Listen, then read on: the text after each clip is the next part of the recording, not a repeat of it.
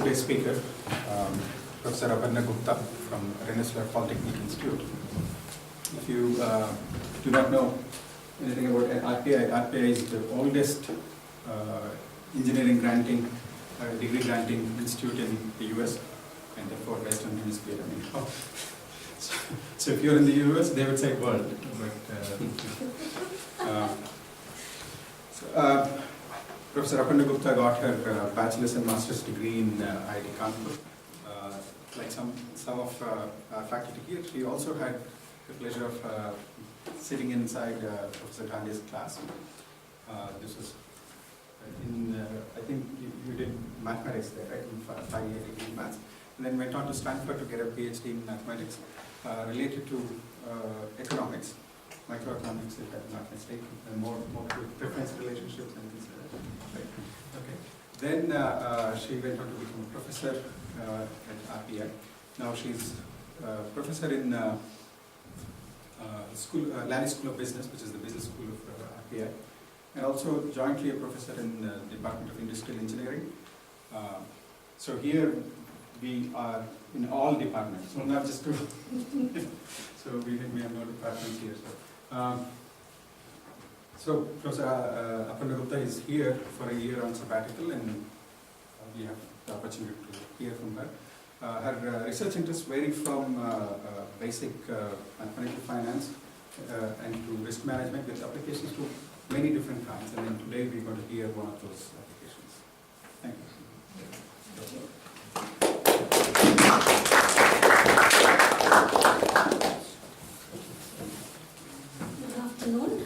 Good afternoon. I don't think I need to wear that device because I don't really like to wear that device, but this gentleman wants me to wear it. So I will get strapped to something. Yes, the recording needs it. Make sound in that. Yep. You can keep. That's what I'll do. Well, thank you, Professor Nilanjan and Professor Vijay, for inviting me to talk to you.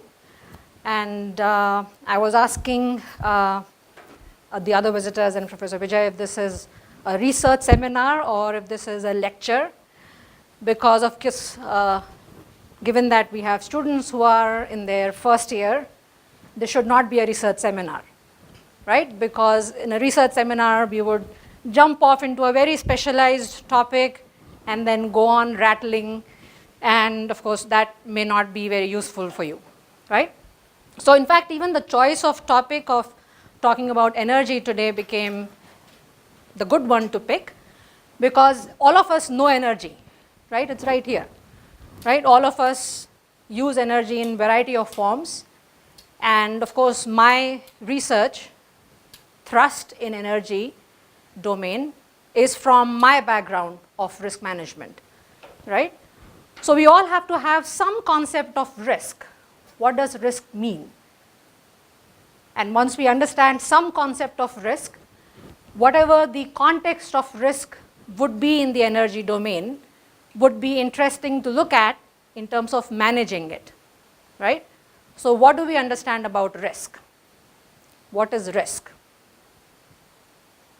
And this is not to the front benchers. This is for the third benchers and the fourth, fifth benchers. Not you, for sure. So what is risk?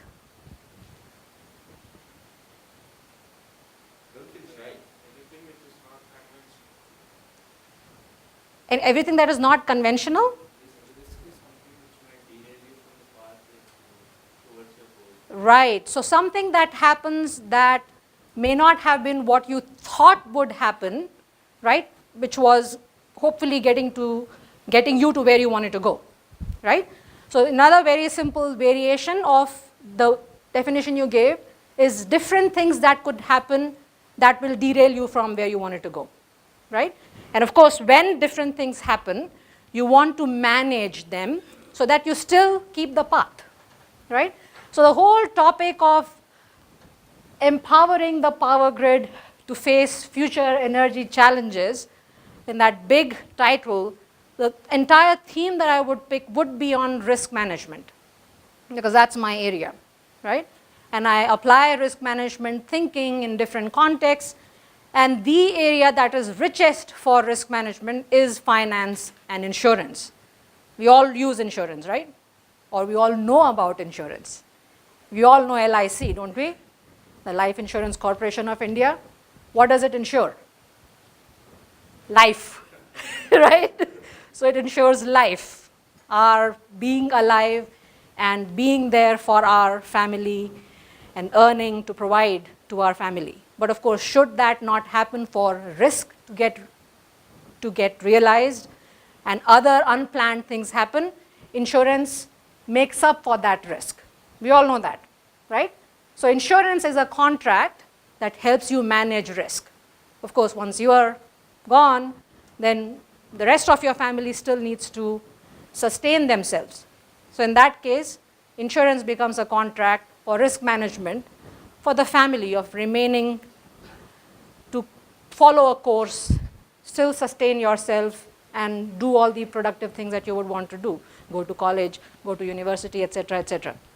So I want to put out the word contract because we will come to contract over and over and over.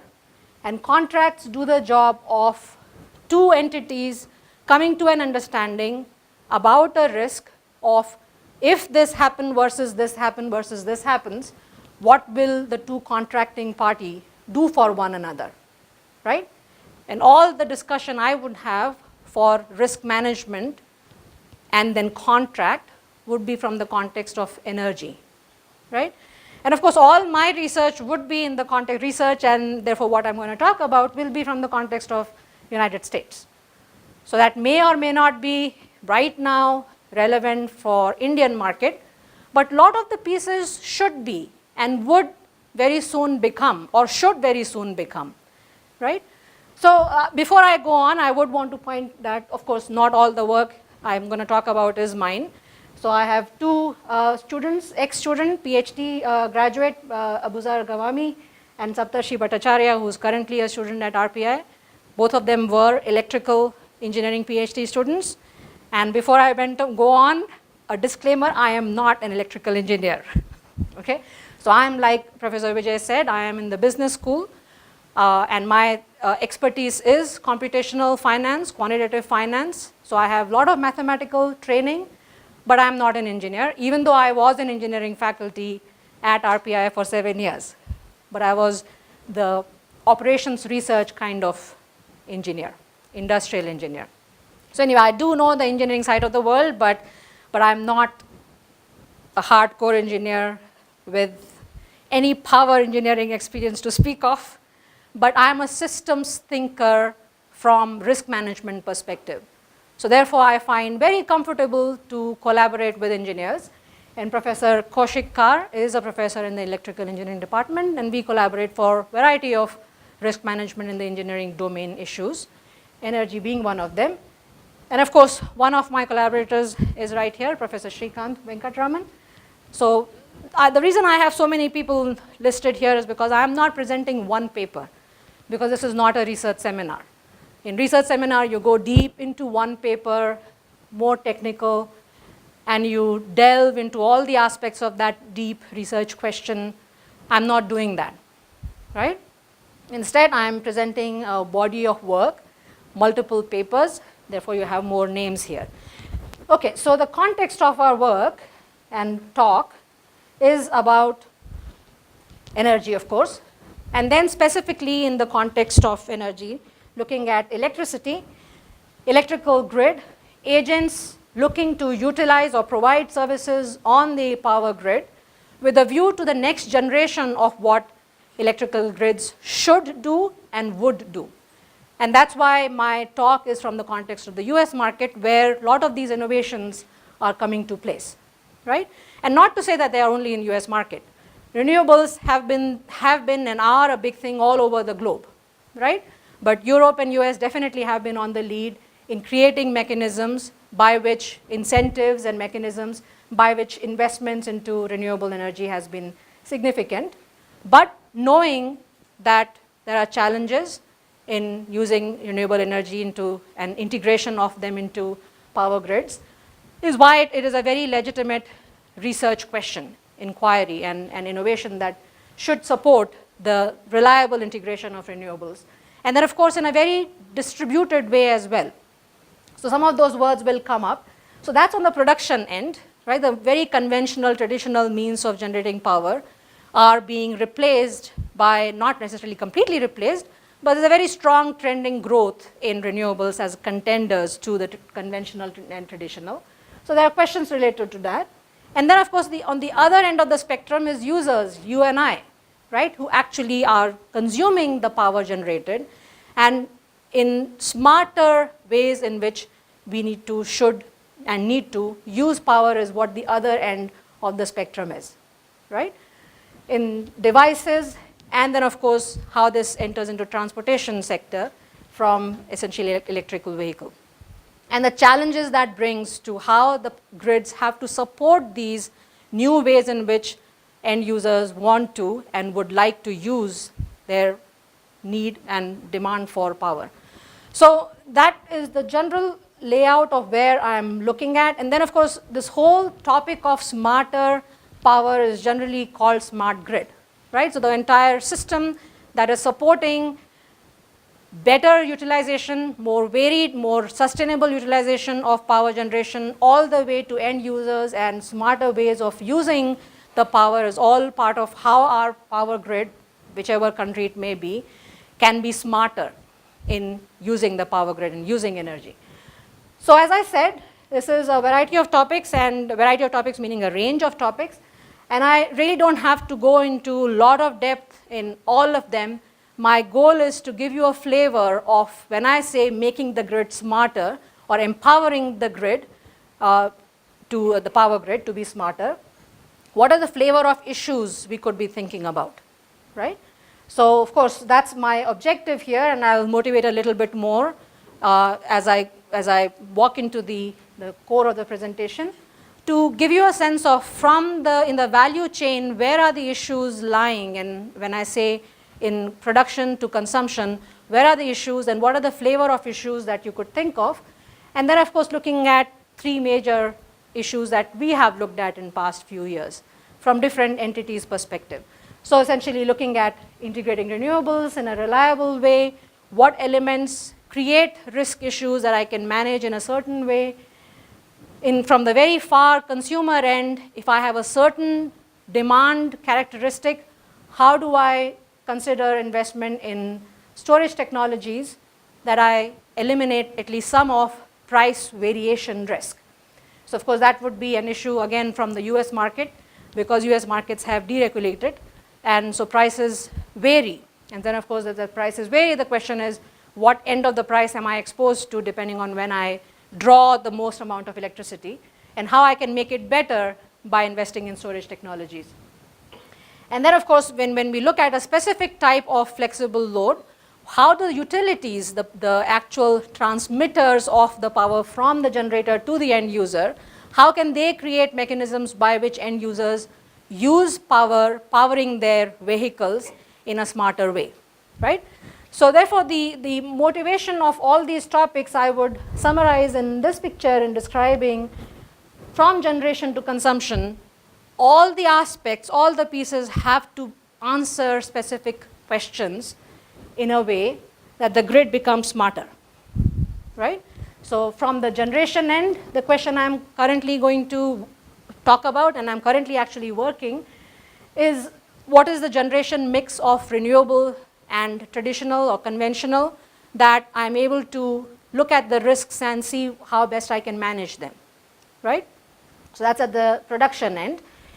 And then, of course, looking at utilities, if I know that I have some amount of flexible load at the far end of consumption, how can I make mechanisms that incentivize modifying when I draw power so that the grid is not overloaded, is not congested, right?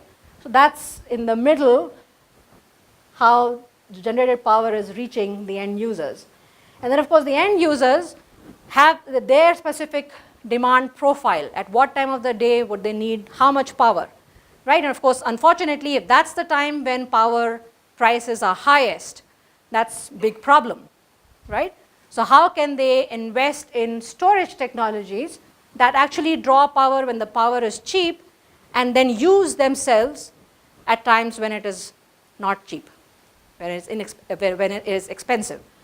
So I'm laying this out to serve two purposes. One, that this is the value chain, and every end of the value chain is a different agent, different entity, different enterprise, serving the purpose of generation, of collecting, aggregation, transmission, distribution, and then people like you and us at the far end consuming.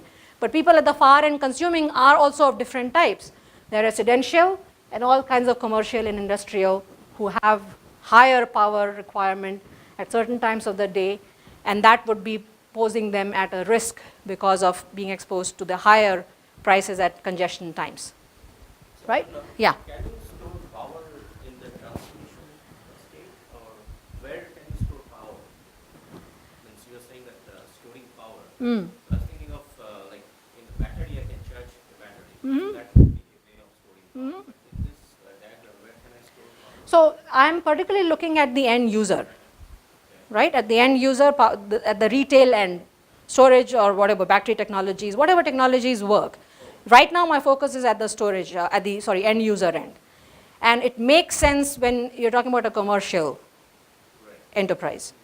Individuals, it's just for the sake of doing load shifting, it's hard to consider storage at the consumer end.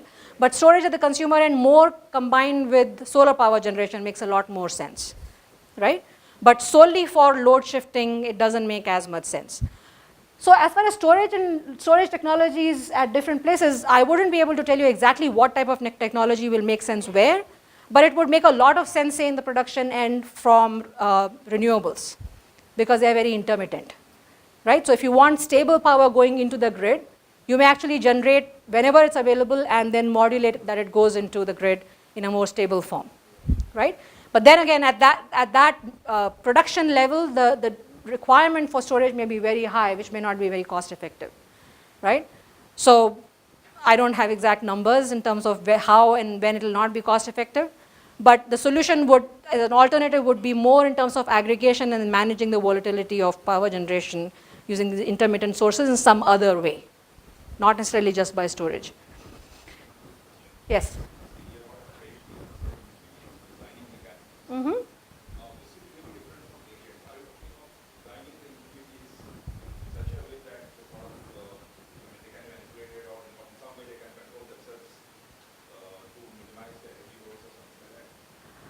So I'm talking about utilities that are serving customers, designing mechanisms for customers to modulate their use of flexible load. No, it's not designing the utilities, designing mechanisms for the demand response of customers, right? So essentially through pricing or any other auction mechanism by which they are forcing end users to modify their usage pattern to avoid congestion, right? Okay, so we'll begin with the first topic, and here my focus is going to be of renewable energy. And of course, when we talk about renewable, very fundamentally, and whether it's wind and solar, and those will be the primary focus, and actually solar will end up being the primary focus right now for the discussion. The weather elements are very fundamentally integrated, right? And of course, now, given this picture, I'm particularly talking about solar. So solar power generation is by definition very weather element related, right? So the question then is, if that's the source of risk, presence or absence of solar power, sun's energy, and if that's going to dictate whether I'm going to generate power or not, how do I manage that risk, right? So we said risk is I keep a plan, and if I have to deviate from a plan, what do I do? The plan here is I have solar panels established in this huge solar farm, and I'm going to generate power, but there is no sun. That's the risk. Now what do I do? Right? So the investigation here is asking, if that happens, what else might happen that actually comes to save me? And if it comes to save me, to what extent would it save me? And if it's not all the way of saving me, how else could I do something that is helping me manage my risk, right? So the key word here then is hedging, that is managing the risk by looking at some other mechanisms, contracts, by which I manage my risk of not being able to generate power, right? So that's basically what this investigation is going to be about. And just a little background in terms of, we all know with growing population, growing urbanization, the consumption of power world over has been increasing. But it's pretty interesting to also note that the world over growth in renewable energy has been increasing very rapidly. So wind and solar have been growing in how much they contribute to total power generation very significantly, right? But of course, the use of renewable also comes with few caveats of its own. First of all, of course, when you make any solar farm or wind farm, it is a very heavy capital investment project, right? So it's putting all that infrastructure in for future very low cost of production, but that's going to be a sunk cost, so to speak, upfront. And the sunk cost, of course, results in the fact that weather elements, and I was talking about sun being or not being there, and your solar farm generating or not generating any power, right? So that intermittence in, at least in the case of wind and solar, is very significant of an issue. So of course that, what I'm referring to as weather risk, is what I would have in the back of my mind, and of course in the back of any producer's mind, to look at managing. So here's what therefore we are going to try to do, right? The players in this picture are going to be, on the left hand we are talking about the power producer, and their primary wish and desire is to produce power using a renewable resource, say solar, right? And what they have to do is meet demand of, say, some location for which you have some sense of what demand level tends to be, right? So whatever that level of demand is, the hope is to generate power as much as is needed from the solar farm. But of course the problem is that the solar farm may not generate any power because of temperature, radiation, sun just not being there, right? So when that happens, they have to resort to using the conventional resource. So in my description at this point, to keep it simple and yet interesting to answer the basic question of, when I am not able to generate using solar resources, I'm going to use the conventional, and we pick natural gas as any one of the conventional. So that would be my overflow. When I'm not going to be able to generate using solar, I use natural gas, and then of course I'm still able to produce what is needed, right? What is needed at the demand location. Now the key point is, what is needed in the demand location, what power is needed in the demand location, is affected by temperature there, right? What I am able to generate using solar is affected by temperature here at the supply location, at the generation location, as well as solar radiation, right? And we also note that solar radiation is pretty highly correlated. When one is high, the other tends to be high. When one is not there, the other also tends to not be there, is very strong, right? So this is my savior, or at least I'm hoping it's a savior, right? I'm thinking when temperature is wherever it is, I'm hoping I'm also not able to, and wherever it is and it's causing people to use more power, I'm thinking, well, I'm able to generate power then well using my solar, right? When temperature is low, I'm thinking maybe people will not use power, and so if the solar doesn't generate, I'm going to still be okay, right? So I know that temperature, solar radiation at the generation location are connected, but I'm also hoping that temperature, solar radiation at the generation location is also connected with need for power at the demand location. So if that connection exists, then when there is low demand, I'm generating less, all's good. When demand is high, I'm generating more, all's good, right? So in my jargon, I call that a natural hedge, right? Two quantities that are moving in a way, one is supposed to support the other, but they are moving in a good way. When one goes up, the other also goes up, that helps me. When one goes down, the other also goes down to help me. I call that a natural hedge, right? It's hedging by itself, it's managing the risk by itself, right? But of course, my question is going to obviously be, does natural hedge suffice? Is that going to be enough for me to say, I'm all covered and I'll just do nothing, right? So what I'm showing here is plots from New York City. Doesn't matter 2009, 2014, doesn't matter. The point is it's data for one whole year, and I'm marking in the red plot radiation level, daily radiation level, right? Obviously starting from January to December. And you see it's a nice hill, but the hill has way too many holes, right? So this is a very good picture of risk. If you want to see picture of risk, this is a picture of risk, right? Where you thought it's going to be that high all along, right? From day to day, it's going to be that high all along. That was the plan. It's actually going to take these deep valleys of jumps, which days you will not produce much at all, right? So radiation was supposed to directly convert into solar energy that I was going to sell on the grid. Clearly on days when it takes a dive like that, I'm not generating anything, nothing is getting sold. There you go. Nothing is getting supplied. And when nothing is getting supplied from my solar farm, I must make up for it by some conventional source, and that is costly, right? I'll have to buy the gas and make sure my generation is working. So that will be a cost, and immediate cost of making up for the fact that solar energy is not available. The other plot I have here is of temperature. So what you observe, of course, that nice hill-like thing is nicely captured in temperature. So that's what I was talking about, correlation. When one is high, the other tends to be high always. But it's not going to be exactly the same level of high that you can also see. This tends to drop very significantly. I have to agree they are not on the same scale. So it's not like it's one-to-one comparison. But the fact is that when that tends to essentially go up and down, this also goes up and down. So obviously that is the annual pattern. But also in terms of when it does this jump up and down, you also see there is jump up and down in temperature. So if something was going to dictate in terms of generation or consumption of power by temperature, that's going to be volatile. That's going to be also jumping about, right?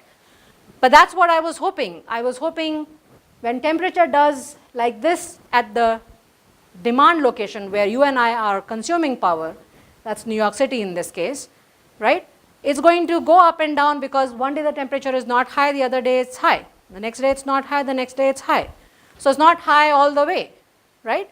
So the days it's not high, not much power will be needed. I will also not generate enough, all's happy. When the day it's high, probably more power will be needed, and I'll also be able to generate power from my solar farm, all's happy, right? So that so far story is good, right? So strong positive correlation, blah, blah, blah. But the key point is this one. Power consumption is not actually increasing with temperature all the time. For some temperature ranges, it increases. For other temperature ranges, it doesn't continue to decrease. It increases back up. So it's a V-shaped curve, right? And in New York City, you can believe that, right? When temperatures fall below 30 Fahrenheit, 40 Fahrenheit, 35 is 0 degree centigrade, right? 32 is 0 degree centigrade, 32 Fahrenheit. The temperatures fall below 32 Fahrenheit to single digit Fahrenheit. Clearly, people need heating, and a lot of the heating is electrical. So when temperatures go down, consumption actually goes up of power. But then there is a very comfortable range in the middle when everything is fine. People don't consume power because they don't have to warm up or cool down. But when temperatures go above, say 65, 70, people start using air conditioning, and power consumption again goes up. So it's kind of this kind of a curve, right? So it's not completely helpful. It's helpful on this side. When temperatures go up, I produce more, people consume more, all is good, right? But on this side, it's kind of reverse relationship. It's not going to help me. So I already know by looking at this and looking at raw data, this is raw data, right? By looking at raw data, I already know that my so-called natural hedge is not going to work. So I need to do something more. And of course, that is where I would have all the contract part of the story come in. So again, in pictures, just to make the story completely clear, I have my generation requirement. I am capable of generating using solar, and whenever that doesn't suffice, I switch to natural gas. That's my alternative conventional. Demand is QD. This is the community I am supplying to. Demand is QD, that is random, that is risky. Temperature at demand location is TD. So now I'm going to start throwing symbols because the mathematical formulation of the problem will require symbols, right? So I would have all the quantities marked. Now QD is the demand level, which is going to be random, risky. TD is going to be the temperature. We've seen already temperature is not constant, it just keeps going all over the place. So that's going to be varying. Supply location temperature is very important, as is solar radiation, RS, right? That tells me how much power I will generate.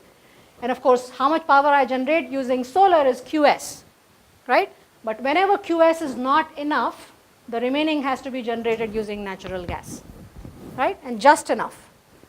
So that's going to be my core definition of what I am earning and what I am having to expend to generate power, right?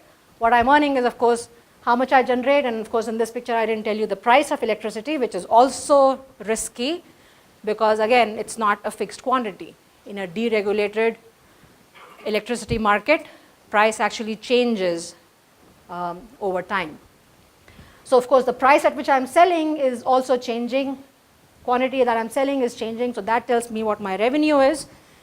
And then the production, of course, is the other side of the picture. How much I'm producing is risky. The cost of that is not too much. It's already, the investment is already in place. But price here of generating using gas means I'm going to have to buy gas. So whatever per unit price of gas is how much I would have to buy depending on how much I need to produce. So all of that put together, I'm going to skip a few slides, maybe just one, in writing out the entire formula, right? And the formula is very simple. Profit is revenue minus cost. It's very simple, right? So profit, of course, is coming from how much I'm producing, how much I'm selling, because I'm making sure I'm selling everything that's needed, QD, and price of electricity. So that's my revenue. And cost, of course, is going to be how much I'm able to produce using solar and some small amount of per unit price of solar production. And then what I have to use by essentially making up the demand using gas and per unit price of gas, right? So that's my simple quantities. But then, of course, here very prettily I have an integral because I'm going to accrue all the times in which I'm looking at what did I do? Did I meet my demand using just solar or not? And if not, I used gas. And so now this formula, what I'm calling equation 1, is a little bit more complicated, but the main point is this is my revenue and all the rest here is the cost. So either I'm meeting the demand using solar, if not, I'm having to buy gas and spend money buying it, but I'm going to meet my demand. And the key point now to note is almost everything in this is risky because temperature is risky at both demand supply location, price of gas is risky, price of electricity is risky, how much I'm producing using solar is risky, therefore how much I'm producing using gas is risky, how much is the demand is risky, right? Everything is in this is risky, right? So if I combine lots of risky things, I know pi is risky. Pi is the profit. So that's risky, and this is profit for some period of time, right? So now my question is, what is the size of that risk, right? And of course, the first question I was hoping to ask is the size of the risk okay? Can I handle it given that there were hopefully positive correlations, right? There were, whenever one was high, the other was also high in a good way. But I already know that when something is too low, temperature is low, actually the consumption again goes back up. So it's not always going to come and save me. So I'm going to ask the question, when is it not going to save me? And so how much will that impact be on how the pi quantity is, the profit quantity is, and what would I want to do about it? Yeah. You see, in actual, when you are talking of real situation, you will have probably quite a few producers. Yeah. And quite a few consumers. I mean, may not be just in one single area, Yeah. all linked through a grid. Yeah. So here you are modeling actually just a set of producers and a set of consumers. Yeah. Now you're trying to create the mathematical model for that. But will it really work when you have a much larger grid with all sorts of suppliers and consumers working simultaneously? Yeah, so the question is really an abstract question without actually marking an actual agent which does everything, right? So I said a producer has a solar as well as gas production. Well, there is no such producer, most likely. So it's an abstract of a problem, say perhaps from an aggregator's perspective. Somebody who's buying power from solar and then buying whatever is not done from something more conventional to meet a demand, right? So I'm not trying to say that I'm solving one specific enterprise's problem. I'm solving an abstract problem of saying there is a supply location and there is a demand location, reasonable choice, right?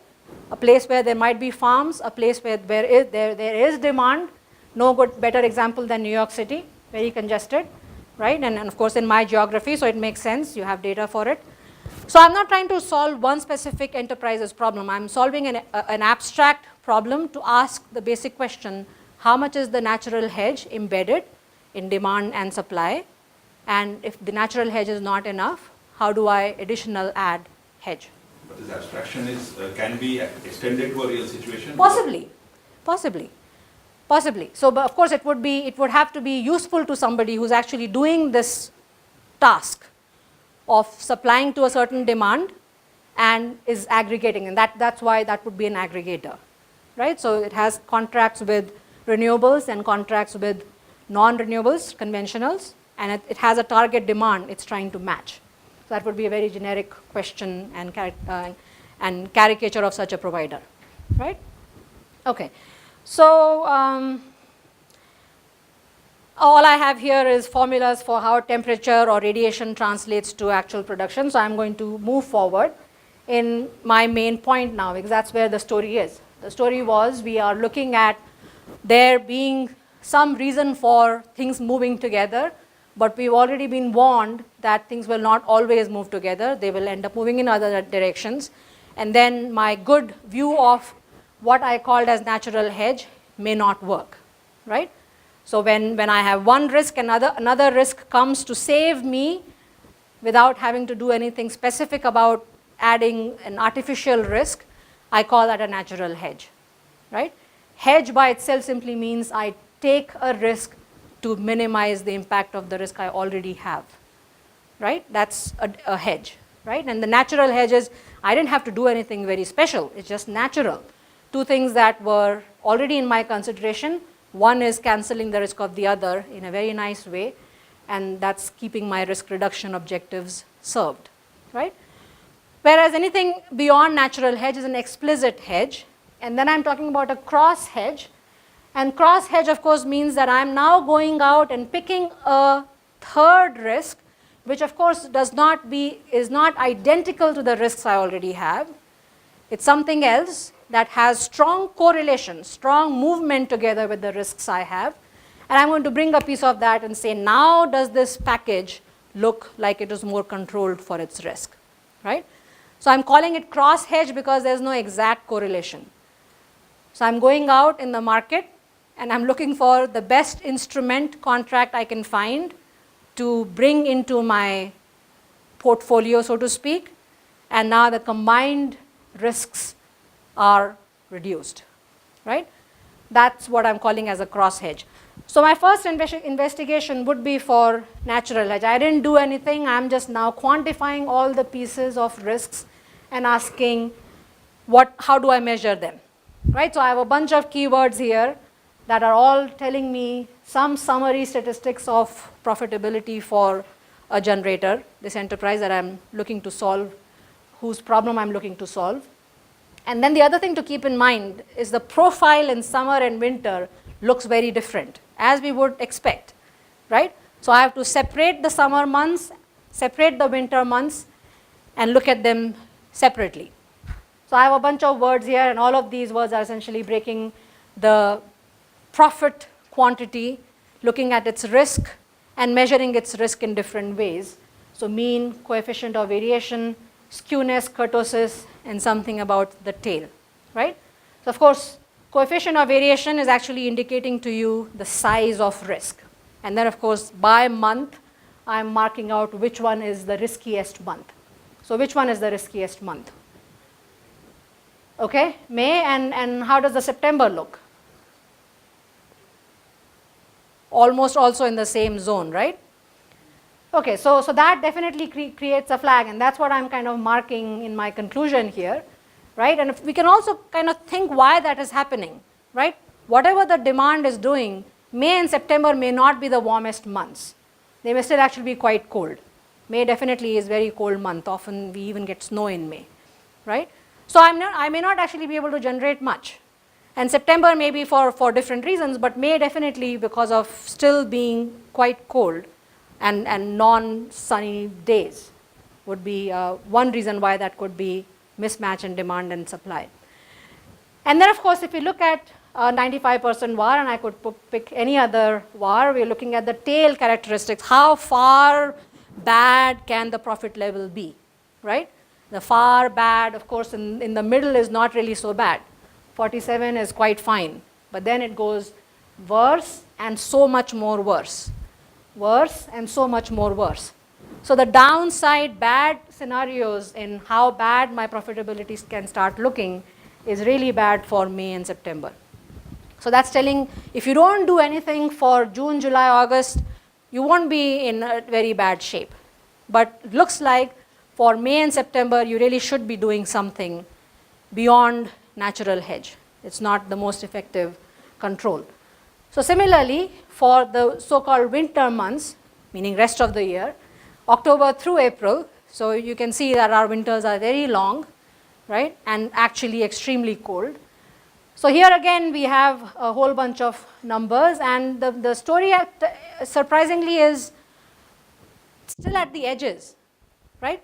The riskiness level is still high at the edges. Again, I'm marking the coefficient of variation, how much variability there is in the profitability, and that's still high at the edges on October and April. Probably wouldn't have thought so, but as it turns out, that's where the highest level of risk seems to be. And similarly now in the 95% value at risk, VAR, the levels are quite high at the tail ends of the months of winter, right? So of course it's saying it's not all the same. Summer and winter is not the same. And if you were surprised, it really is on the edges of these seasons where I don't do as well, right? So why don't we see the similar pattern during December, January when it becomes the coldest month? Because naturally it's not hedging, right? Yeah. So you'd expect to see that because January being the coldest month, you also have the loss if you are not naturally. Yeah, so you would have thought so, right? But I'm also equally surprised. So I don't know why we seem to be covering how much is needed. So one of the things could also be for heating, gas is used as much as electrical. That could be one of the reasons, right? So anyway, we would have to look at the raw data and see exactly what's happening. But the point definitely from these numbers is that in October and April is where the risk is actually the highest, whichever way you look. Look at the downside risk and tail, or you look at variation. Both ways the edges seem to be where the problem seems to be. And then of course the question is, what do we do about it, right? So beyond the natural hedge, we would want to go into creating explicit hedge, right? And of course when we're looking at explicit hedge, meaning now I'm going to look out of my office door and office space and ask what is available out there which will serve the purpose of reducing my risk, right? So the risk, of course, now, the core risk is from temperature. Temperatures tell me how much, temperatures and radiation, right? Tell me how much I produce, solar power. Temperatures also tell me how much people will consume energy, right? So temperature seems to be one important core risk that offers me ways by which I can manage risk if I were to go out and look for an explicit hedge, right? So it turns out there are these contract instruments, we're going to generally call them weather derivatives, which are defining payments for certain values of temperature. So now this is a very specialized kind of instrument, specialized kind of contract. It's noting that temperature is risky, because we saw that blue curve that was doing this. So temperature is risky. So temperature will either be high or low in a period of time. And this contract depending on who buys and sells it, the buyer will get payment when temperature does a certain levels versus does certain other levels. So that's now a contract designed on the temperature risk. And of course, it's very, very useful for me because I know my power generation risk is connected with temperature. But we can think, and the examples here are indications of what other industries, companies will be exposed to temperature risk, right? Tourism and travel, right? People usually don't like to go out when it's terribly hot, like today, right? But if it's a pleasant day, then people would want to go out more, right?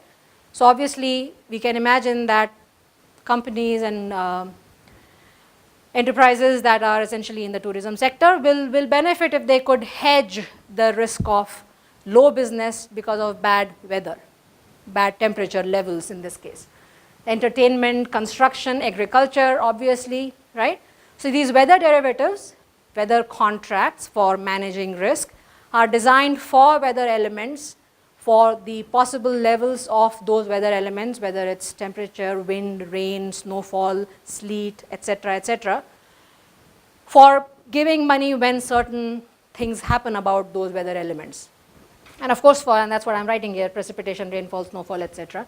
The one I'm interested in is called degree days, and I'm going to be interested in heating degree days and cooling degree days. So going to be dependent on temperature. And of course, then look to incorporate them in my strategy for hedge. And I would call that an explicit hedge because I went to the market where these contracts are sold and I bought exactly how much I should have to do the exact level of controlling the risk. That's the task. That's the risk management task. So of course, I need to define what these contracts are defined by. The HDD and CDD are quantities defined in terms of temperature, right? So what I'm doing here is I'm looking at some reference temperature, happens to be 65 Fahrenheit, and how much lower or higher those actual observed temperatures are to that reference temperature. And whenever they're strictly higher or strictly lower, I start adding them up, right, for a certain number of days. And then I call HDD, CDD, cooling degree days, and heating degree days, right? So this is a quantity I'm defining in terms of temperature, not as is, but a variation on it. But of course, when HDD is high, it's telling me on average in these days, temperature was high. When the CDD is high on average on these days, temperature was low. Actually, it's reverse, right? Cooling is when I'm cooling, heating is when I'm heating, when that happens when the temperature is low. So it's reverse, but the point is it's adding up many days for which temperature has been high, adding up for many days the temperature has been low. On that, there are contracts defined. They pay when HDD is high, or they pay when HDD is low, or they pay when CDD is high or CDD is low, right? So I know that there are these contracts and I can consider them into my risk infusions in the right way that modifies my risk profile, because I don't generate my solar power revenue, but I'm going to make it up by this particular temperature contract, the specific one that I take a position in or include in my hedge. So all I'm doing here is I'm writing up the payoff of these contracts in dollar terms, defined in terms of heating degree days or cooling degree days. So all we need to know is the contract pays when temperature is high, the contract pays when temperature is low, depending on which type of contract you are after, right? And I'm going to say, give me one of these contracts, and I want to find what is the best level I should take in these contracts that minimizes my risk, right? Because I was up for minimizing risk, right? The risk of my profit fluctuating or going too far low. That was my hope. So I'm going to look at these contracts and see if I can take a position, buy these contracts that helps me minimize my risk. So I'm not going to go into the technicals. Of course, people here would love to hear the technicals, essentially pricing these weather derivatives. But I'm going to jump straight to incorporating these into my consideration, right? The consideration was portfolio, sorry, not portfolio, profit, pi h. And of course, h simply means that now it's not just sitting and doing my business. Now it's going to go and get this contract and say, put together, how well is my risk looking beyond just producing and selling from solar farms. So there are terms sitting here that are modifications and terms sitting here that are modifications. The key point to note, of course, is little xhs and little xhd are the units of contract I'm purchasing for the demand location and supply location, right? The key point was both demand, where power is going to be consumed, is dependent on temperature, right? So when that is high or low and affects my profitability, I'm going to infuse this new contract and see how that changes my profitability, right? Similarly, on the supply location, where power is produced when temperature is low or radiation is low, I would not be able to generate using solar, so I'll suffer higher costs. So I'm going to infuse a contract there and hope to have benefits from it. So that's what XHS, XHD will be about. Now, of course, pi is a new profit function with these new instruments getting thrown in to assess their impact on riskiness of the profit, right? Now, the key point to note here is I have two types of contracts or two contracts put in place. There is a practical element of where I think I would have a better chance of finding such contracts. Because for any such contract, there has to be somebody else willing to sell me that contract. Just as in life insurance corporation should be willing to sell you life insurance. Then you get life insurance, right? If you are too risky, if I am too risky, right, meaning too much health risk, I'm very susceptible to not living beyond whatever number of days, right? People will not want to buy me sell me life insurance, right? Point is, I'm exposing them to too much risk, or they'll sell me too costly, too prohibitively costly, which means I can't buy it, right? So the point is transferring risk, meaning somebody else being willing to sell me a contract for letting them suffer when the risk becomes bad, is not going to always happen, right? So that's an important point to note where I'm talking about XD versus XS. Supply location, imagine a solar farm that's not going to be sitting in a big urban area, right? It's going to be sitting in some far away remote area where nobody is really interested in what happens there, except that there is a nice little open piece of land where solar farm is.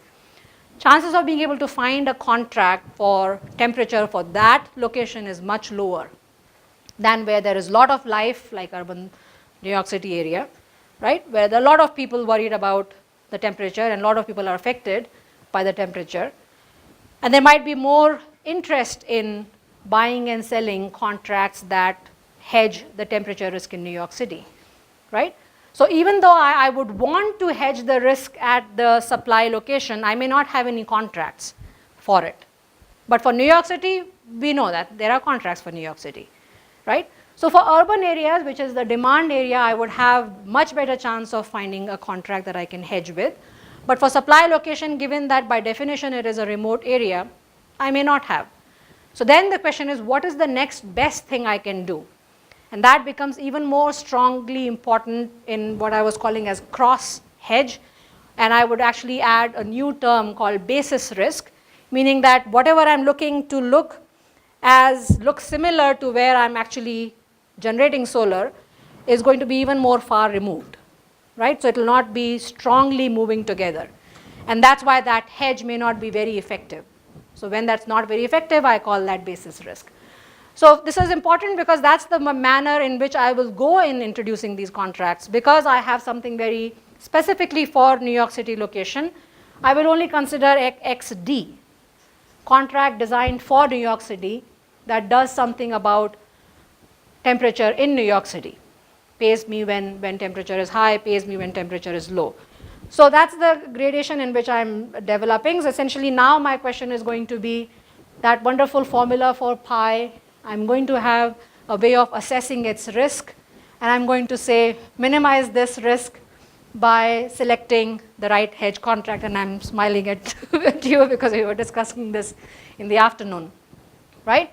So right now, for lack of anything better, I am looking at variance, right, just variability of profit, and focusing only on XD, right, the demand location, where I know I have contracts for New York City, right, and of course, constrained if that makes sense. But actually constraint doesn't make sense because it depends on what type of contract I have. So I'm going to go a little bit faster. I actually don't know how much time I have. I'm already past my time, or? Yes. 10 more minutes.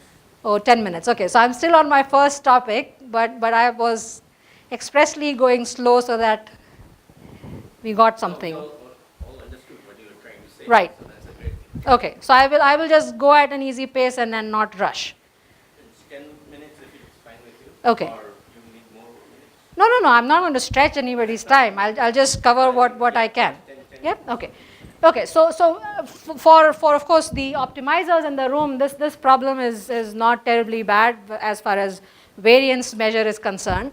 So I'm able to write out my variance of the profit, break it down, and then be able to describe first order condition and find what the optimum level should be. And of course, what this is, of course, I would still need to estimate using data, estimate it numerically, right? So of course, as far as I'm able to do that, I would have my hedge level, and then I am here for everyone's interest, two types of contracts which I have not very carefully defined, but they are defining exactly when the contract that was supposed to hedge pays, right? We call a certain structure of contract a call, which pays when the underlying, here HDD or CDD, goes up, right? And the other kind of contract, which is the put, which pays when the underlying, whether it's HDD or CDD, goes down, right? So I'm using both in looking at which one actually gives me a benefit of hedge. And then I'm also constructing different strikes, different specific definitions of the contract, and what the optimum level of position in that contract is, right? So X star HD, X star HD was my number of contracts that I buy at the demand location of a specific kind for minimizing the risk, right? So of course you get negative values for the call, positive values for the put, essentially saying that I'm looking at the same directional move, right? It's essentially a range forward, right? So you're a long and short call with a structure like this, right? So I have short positions and long positions for put and call. So anyway, so essentially it's a downside risk I'm protecting myself against, and so it's looking like a selling a range forward. So that's what I have, and I just look at the demand location, and then of course we can validate by actually plotting my pi function and variance of the pi function for different levels of hedge. Oops. And validate that we are in fact at the minimum. So it looks very nice, convex function. Okay, so from that we are moving one step forward and saying we are actually going to hedge using a proxy contract for the supply location. So whatever nearest area that I can find contracts for, I'm incorporating that to my hedge mix. And of course, given that I have a call in both cases, it's interesting to note that I have a negative sign for call for the demand location, meaning I'm shorting it, and I have a positive sign for the supply location for call, right? So that, of course, you should have had a negative opposite sign, right? So anyway, so I'll keep going. So I'm just plotting the surface curve for variance for different choices of demand and supply hedges. And this is all I'm trying to present at this point, also because this was live work. So essentially I have meetings in the evening every week discussing this work, and this is where we are today, right? So where we are going forward with this is of course looking at some other risk measures. Variance was the first thing. It was easy to work with. You could write the first order condition and actually then estimate the hedges to some desirable level of accuracy. But we are going to look at something of a tail measure going forward. So that's essentially where we are with this. Okay, so let me very quickly talk about the other problem, because my plan was to talk a little bit about a few different things, so at least give us a sense of where we were going with the second problem. Second problem was shifting from production end, so in this cartoon, from production end all the way to the user end, right? In the user end, the question is, there is variability of how the user needs to draw power from the grid, and of course there's variability in how price fluctuates in time for power, per unit power, right? So of course, if that is the case, then if the demand being high of this particular user is exactly coinciding with price being high, they're going to have the worst deal. Cost of power would be extremely high, the worst deal. So the question then is, if they want to invest in storage technologies, and then now storage technology can store power when it's actually cheap in the market, and then draw power from the storage when the enterprise needs power. So that's essentially price arbitrage, so to speak, right? So you're saving when it's cheap and then using when you need it from your saved power. So the question, of course, in that is, and background for all of that is, I think we have spoken enough in terms of price fluctuation, etc. So here the goal is to shift the load by investing in storage technologies, right? And so the question really is, how much would you want to invest, or should you even consider investing? And so we want to analyze that by looking at, if you invest, what would be the benefit, and is that benefit worth it, right? So for us answering all those questions, of course, we note that power is not storable infinitely. There is going to be a capacity to which storage technologies would be helpful. There will be a cost associated to it as well. It could be very costly. So when will it be actually an effective way of doing this kind of price arbitrage, right? So of course, in being able to answer those questions, and I have a few names here of different types of storage systems, not all of them may be useful everywhere on the grid. And of course, battery may be a good way in a retail end. In answering all these questions in a little bit stronger flavor than I had before, I'm actually going to skim through some of the modeling thinking that you would need to do, knowing that the risk you are trying to capture, characterize, requires careful thinking about how it is behaving, right? So just want to get us a little bit sense of that, because in the previous one I didn't give you a sense of that, even though all of that was behind the curtain. So here I'm actually showing you some plots. The main story here is, I need power here in this time of the day, but at this time the power is very high, price of power, electricity is very high. So I would want to rather use here, but I don't need here, so I would start storing here. So I'm charging the battery when it's cheap, and of course when I need, I'm going to discharge the battery when power is actually expensive in the market, right? So that's my price arbitrage for by investing in this instrument that is hedging the risk. It's actually investment into a physical asset, right? So all of this plan requires careful collection of data, modeling the risk in a sensible way that tells me how from morning to night the risk of price of electricity fluctuates and how the load fluctuates of my own need. And then once I have all of that put together, how can I say what storage amount of investment would make sense for what benefit, right? So the real question that I'm going to ask is, whatever I may invest in, what is the right time to start charging it and discharging it, and then what period of time I would use it given I have certain load requirement. Also in the backdrop of what the price of electricity is when I extract from the grid, right? So that's basically the question. And so of course, going past a little faster, in doing my plan, in implementing my plan, this is a sort of description I would need to build, which is actually something we did for the other paper that I didn't show you, the other work that I just presented and didn't show you. So what I'm going to have to do is, if I have data for how price is changing in time, there are going to be factors that describe some trends and seasonality, and then there's going to be the random part, which is of course getting described by autoregressive model, right? So there is daily pattern, there is monthly pattern, there is hourly pattern, so you could call this weekly pattern, monthly pattern, hourly pattern, and all of those are being extracted from the price time series, and the residual then is getting described by autoregressive model. So that's breaking it down from historical data to be able to say what may happen in future, right? So that's the background work for working with the data. And of course here I have actual plot of how price looks, right? So this is historical data from Long Island marginal price, right? Locational marginal price.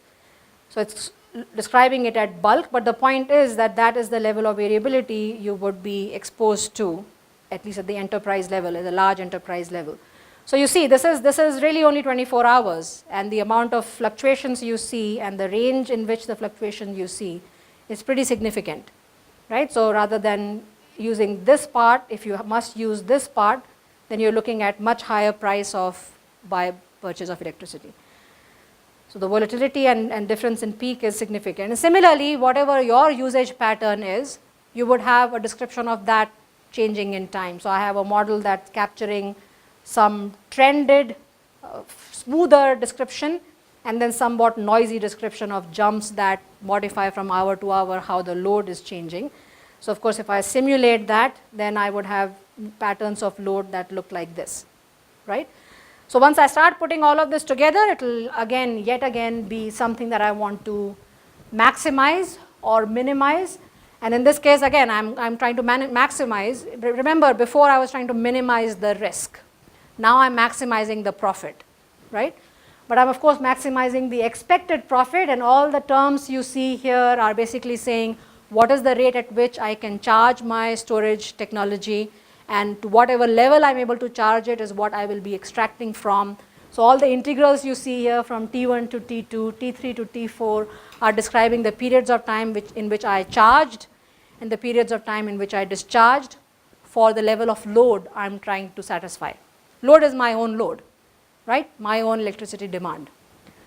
So all of that basically describing how much have I saved by investing, and then of course how much have I charged in being able to meet my demand in expected value terms or probabilistic terms and so on.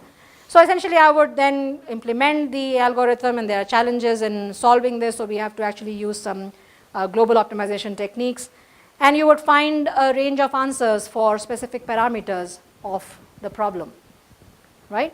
So here I'm going to actually just display this and stop because I think I've used more time than I had. So I'm just telling you here for different choices of how much I'm making sure that my battery is able to support my load in precise terms or in expected terms. Is telling me when I start charging and when I start discharging, or when I stop charging and when I start using my stored power versus from the grid, and when I'm done, I've consumed everything I generated, right? And what the benefit per day from that is, right? So once you have such a view, you can construct, of course, what is my real requirement in terms of what I must consume using my stored, what is the benefit from it, and when I accrue this daily, how much time will I break even for what the cost of purchasing this equipment would be, the storage technology equipment would be. So let me stop with that and ask for questions. Just have a simple question. Yeah. Which is, I think we should also take into account the cost of that, the storage, meaning that if you're planning to buy a battery or stuff like that. Yeah. Now that is also a function of time, means with time because of technology. Absolutely, absolutely. So that's timing of investment question, very standard timing of investment question, right? So once I have daily benefit, I can see for a certain timing of investment, how long will it be before I break even, economic break even, let's say, right? No, that is the same topic. So in this, you're finding out per day benefit, right? So now the part of how much it costs to buy today versus tomorrow versus, so I would have a projection of when the technology could get cheap, right, as far as compared to today. So that will tell you what your break even might be, right? So that part of the analysis we haven't done. We don't need to. As long as we find what the daily benefit is going to be, you get the answer. You go into the market, you see what are the technologies, what is the cost implication, We would create a projection of what it might look in a year or 3 year or 5 year and see when the break even is fastest. So that's the what reason I asked that Yeah. you are doing a dynamic modeling, right? So you should also be able to capture the cost. I agree, but see, that's almost completely dissociated because the core problem is not going to affect how the technology is evolving. So it's completely dissociated. I can answer this question and take the answer of this question to that and answer that question, right? And that's not intellectually very exciting. It's a byproduct of what I've already done, the stochastic modeling and stochastic optimization. Yeah.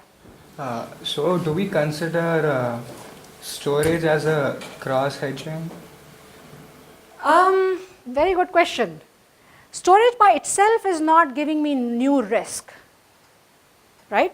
A hedge is when I'm bringing a new risk into the picture.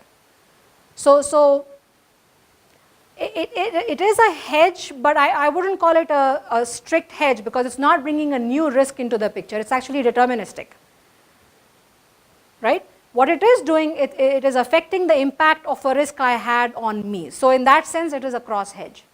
Itself, it's not adding a new risk. So that's why it is definitely not a cross hedge. I would just call it a hedge because it's changing in the impact of a risk I already had. It's pushing it away. Yeah. Pricing uncertainty there while storing perhaps could be considered as cross hedge. Say that again. The price is it uncertain? Price. Prices of electricity. Yes. So in some sense, when you're storing, Yeah. the overall price, there is some kind of hedging going on. Yeah, that's what I'm saying. So the storage technology itself is not bringing new risk, but it's modifying the profile of the risk I was already exposed to. That's why it's a hedge, right? So Yeah. do we have another I'm delighted you're asking a question. I should clap for that, right? I mean, really, seriously. So there, you got a clap. Go ahead. Do we have another risk related to like to outsourcing, like to cross hedging, like because of another what do you call, like we're enterprise, like making contracts with other companies Right. based on tourism, agriculture, right? Yeah. That and storage. So don't they clash anytime at some point of time? Two risk creating another risk. Yeah, so you don't just arbitrarily go and hedge. Hedge is a very important activity. You're very targetedly picking a risk that you would expose additionally yourself additionally to, right? So it's not just go pick 10, 20 risks and then you'll be hedged. That's not how hedging works. Hedging is very targeted.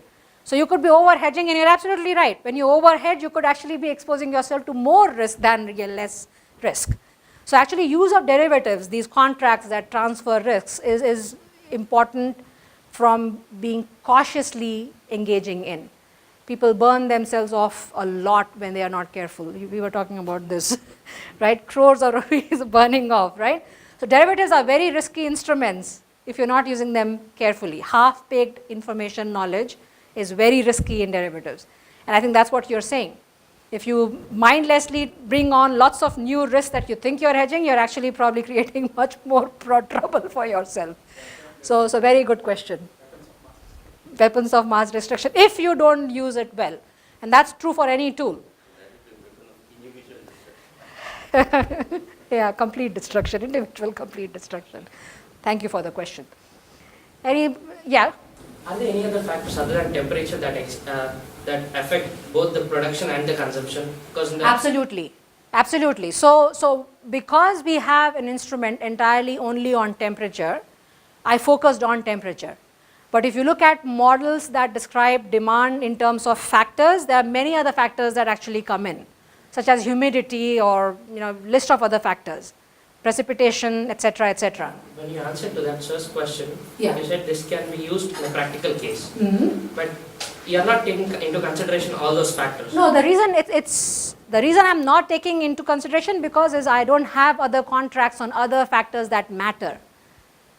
So even if I bring them into consideration, they will not do me any good, right?